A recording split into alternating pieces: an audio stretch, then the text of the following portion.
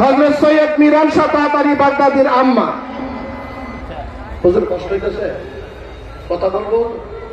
হযরত সৈয়দ মিরান শাহ তাতারী বাগদাদীর আম্মা, হুজুরের বড় আব্বা কচুয়াজার মাজার। উনি একটু হরিণ শিকারি করতেন বেশি, হরিণ হরিণ।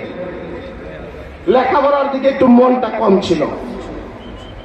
উনার আম্মা গাউসে পাকের দরবারে তাতার থেকে, তাতার রাশিয়ার তাতার থেকে গাউসে পাকের দরবারে নিয়ে আসছে, যে গাউসে পাকের দরবারে গিয়া তারে নিয়ে একটু ফাতিহা দিলে তার কলবটা নিয়ে একটু সিলসিলার দিকে মুতাওয়াজ্জ হয়। কারণ হুজুরদের সিলসিলা হলো নবীজি থেকে আরম্ভ করে ওনাদের পর্যন্ত সিলসিলা, ওনারা আওলাদে রাসূল।